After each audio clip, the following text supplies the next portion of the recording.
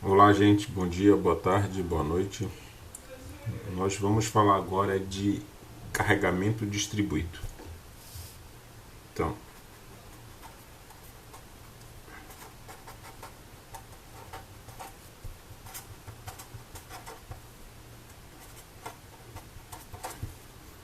o carregamento distribuído, basicamente, a gente vai ter nos programas de cálculo de reação.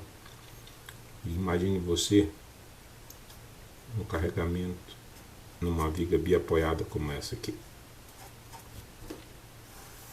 Então, imagine que você tem um bloco, esse bloco retangular. Então, esse bloco fornece um peso. E a informação que a gente tem sobre ele, por exemplo, é a taxa, a densidade de peso, que, por exemplo, pode ser 600 kN por metro. Então, a unidade aqui, a densidade é 600 kN por metro. Se a gente for fazer o diagrama de corpo livre desse camarada aqui, diagrama de corpo livre, seria então essa viga. Aqui pede uma reação em duas direções, como você já sabe, esse vínculo pede reação em duas direções. Então aqui você tem aqui ponto A e ponto B, né? Aqui você tem R, Y, A. E aqui você tem uma reação também horizontal, R, X, A. Aqui você tem uma R, Y, B.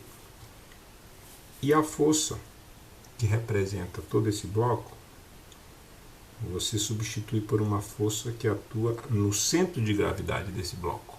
Não é nada mais intuitivo do que entender que uma figura e uma barra dessa retangular, o centro de gravidade é no meio.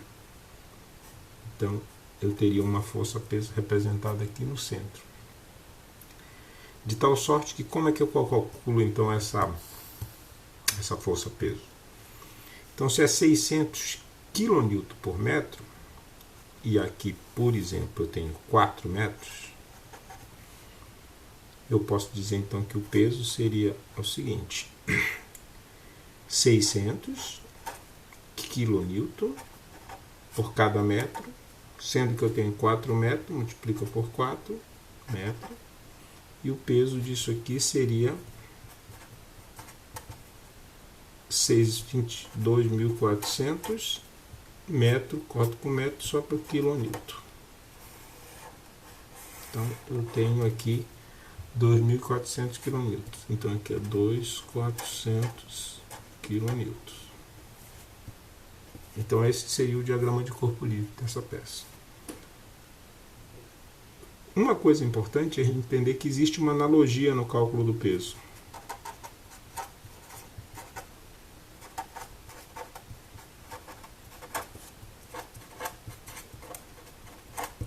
Do peso do bloco. É como se eu estivesse calculando a área desse peso, onde eu tenho a base, a área desse cara seria a base vezes a altura, né? A área de um retângulo é isso. Só que aqui, nesse caso, a base seria 4 metros e a altura seria a densidade, não seria a altura do bloco. A densidade que seria 600 kN por metro. E a área que representa o peso, seria então 2.400 kN. Se eu tiver com um carregamento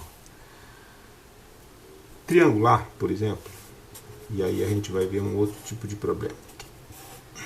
Seria o que? Uma viga biapoiada, onde eu teria um carregamento triangular, como esse aqui. De tal sorte que esse carregamento fosse, por exemplo, de 600 também kilonewtons por metro. E aqui eu tivesse 4 metros. Como é que eu faria isso? Pegando a mesma lógica e problemas baseado na área, eu fazia o diagrama de corpo livre da seguinte forma aqui. Diagrama de corpo livre. Eu pego a viga, coloco as duas reações, RAYA, RXA, RYB. Só que o centro de gravidade desse triângulo aqui já não é mais no meio. Se vocês forem analisar aqui, em um bloco triangular como esse, o peso e o centro de gravidade está mais para esse lado aqui, que ele é o lado mais largo aqui. E o centro de gravidade do triângulo, nesse sentido, fica 1/3 do lado maior aqui do triângulo.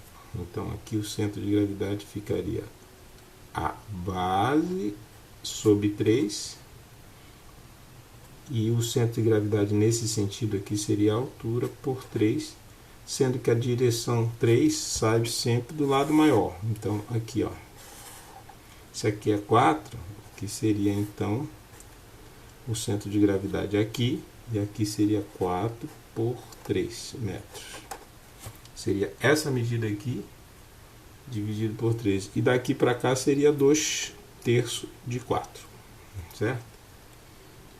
Então, aqui eu colocaria o centro de gravidade e aqui eu vou colocar força-peso.